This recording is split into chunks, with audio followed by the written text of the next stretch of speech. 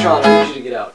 What? I just need you to leave. I can't have you doing that. No, it's okay. I'm your live instrumentation. I don't need live instrumentation. Yeah, you okay? do. I have editing. No. I put the music in later. No, that's I'll play how it. editing works. That's welcome to the future. I have the guitar. No, okay? I'll play it.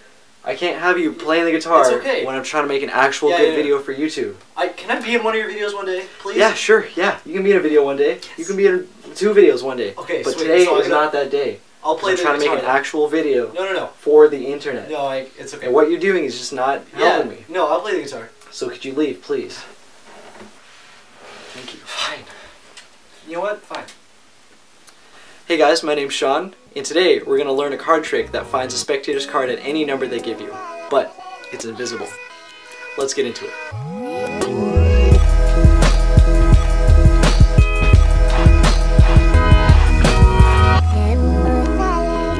Okay, here's the effect. Any card can be selected. Let's just say this one. And remember it. Nice. And we'll actually leave that in the center of the deck. Like so. It's fair. What I'm going to do in a second is I'm going to snap my fingers, and when I do, you're going to imagine that your card turns invisible.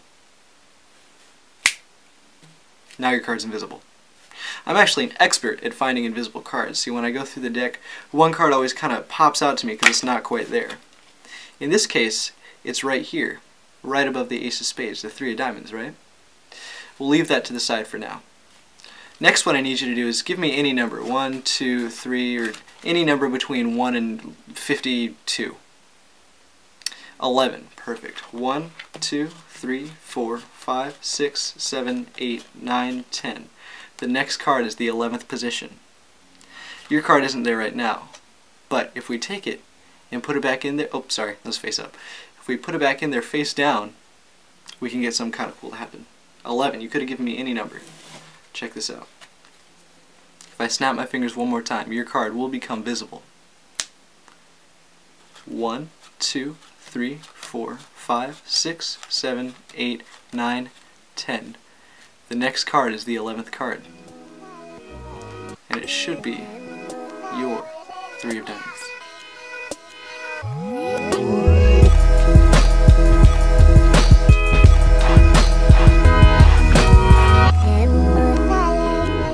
Okay guys, this is the explanation for the invisible card at any number effect. And this is credited to J.K. Hartman out of his book Card Dodgery. It's called I Think I Can. And the fun there is because it's I can, like invisible card at any number, because usually it's like ACAAN, but it's like I can. Anyway, invisible card at any number. Great effect. This effect is so great because it doesn't use much sleight of hand, and it's pretty basic, so I thought I'd share it with you. Here's the setup. You don't need the 3 diamond. It could really be any card. I'm just using the 3 as an example because that's what I use in the performance. Next, you need a memorable card. And in this case for me it's going to be the ace of spades, and this is going to act as your key card.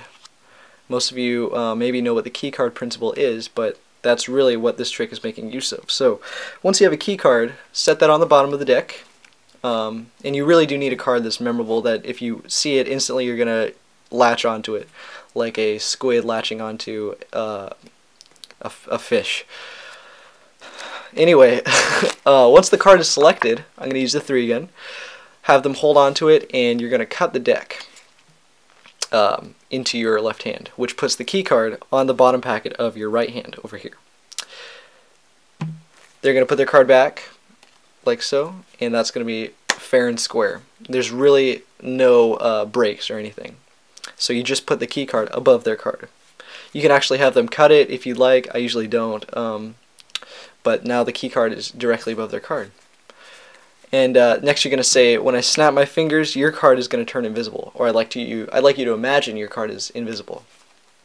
So once you snap your fingers, their card now to them is invisible. And you're going to say, I'm actually an expert at finding invisible cards. So, and then you're going to be going through. At this point, the deck is facing you, so they can't see the faces. Because what you're looking for is that key card. So that's why you need a memorable card, because it needs to be pretty fast, because it's going to be like, oh, an invisible card, what do you know? So yeah, what's going to happen is you're going to spread through, and you're going to say, I'm actually an expert at finding invisible cards. See, when I go through, one card always kind of sticks out to me because it's not really there. once you get to this point, which is where they're, this is your key card, this is their card, what you're going to do is you're going to split the spread between them so that their card is on the bottom of the face-up right hand pack, so it's over here, and the key card is on the left hand. And what you're going to do is you're just going to put the key card pack above where their selection is. So effectively what you just did is cut their card to the top of the deck. So quick recap on that. From the beginning, they take a card, you cut the deck, their card goes back in there, like so. It's back in the center of the deck, and you're going to put the key card right back on top. And you're going to say, when I snap my fingers, your card turns visible. And, so flip the deck towards you. No one else sees this. I'm actually an expert at finding invisible cards. So you go through, and boom, ace of spades, 3 diamonds. You know that's their card. Recognize this as their card. You need to know that this is their card. Split here. Don't let them see this. Square up.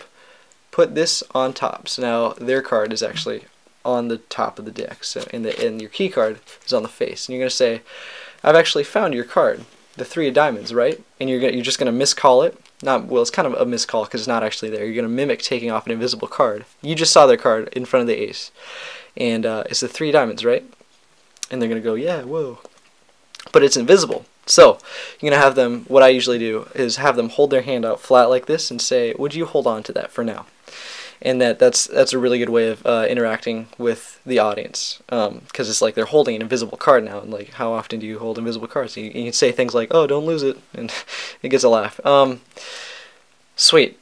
Now at this point you're going to take the deck, flip it face down, and the next part is the only real little bit of sleight of hand, and it's a double deal. And what that is when you're dealing the cards, you're actually dealing 2 cards as one. So it's like a double lift, but it's a double deal. So to get ready for that, all you need to do is get a break under 3 cards, and that's masked under the action of saying, give me any number between 1 and 52. And that was it. I have a break under 3 cards now. So it's just going to be really natural. You're just going to deal the cards from left to right like this. And you could go farther, you go to 4 or 5, but just make sure as you take them back to get a break under that 3 card block. And that's all that is. So give me a number between 1 and 52, it could be really anyone. And let's say they say 11, and it can be anything. If you emphasize the word 1, when you say 1 and 52, they'll generally pick a lower number, so you won't have to spend like 6 years dealing out 47 cards. If they do choose 1, you should probably just be like, how about something more challenging, like a 5 or a 10? And they'll, most of the time, they won't choose 1, though. So, once you have a break under 3 cards, you're completely set up for the double deal. Optionally, what you can do is take that break and move it just a little bit to the side. So, all 3 cards are side jocked a little bit. Because next what you're going to do, let's say they say 11, you're going to take the first card for real. This is 1 card, which is their card. You're going to go 1, and then this is where you come back and take the double. So this is a double card, so it's a double lift. That's where the break comes in. 1, 2, and if you just set it down and you keep a good rhythm, no one's going to notice that that's a double card. So they say 11, 1, 2, 3, 4, 5, 6, 7, 8, 9, 10. Deal off to the 10th. You don't want to deal their number, you want to keep it 1 under, because you're going to say this is the 11th position. And it's important you say position because that's kind of like the theme.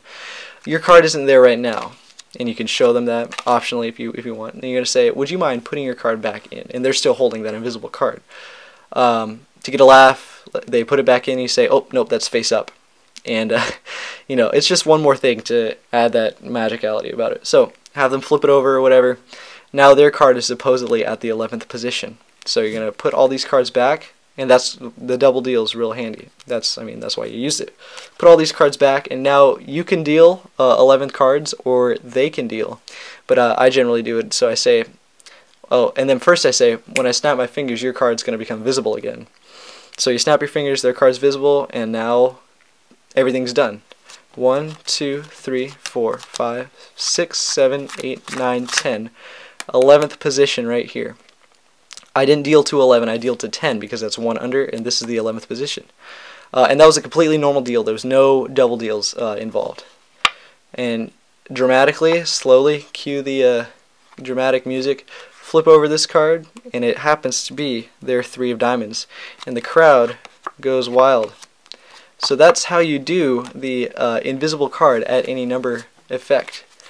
It's very simple. Just make sure you have that memorable card like the Ace of Spades. Just to run through it quickly again, they select a card, 3 diamonds again. Put your card back right here. Perfect. That goes fairly into the deck. Your key card's above it now. I'm going to go through, and I'm actually an expert at finding invisible cards. Right here. I know it's not the Ace of Spades, but it's the one above it. The invisible 3 of diamonds, right? Hold on to that. And give me any number between 1 and 52. 11, perfect. 1, double deal. This is double card, but keep it squared. 1, 2, 3, 4, 5, 6, 7, 8, 9, 10. Put your card back here. Nice. It's not there right now, but would you put it back? Blah, blah, blah. Set this back here. If I snap my fingers, your card's visible again. 1, 2, 3, 4, 5, 6, 7, 8, 9, 10. The 11th card, now that your card is visible, is the 3 of diamonds. And there you have it. The invisible card at any number.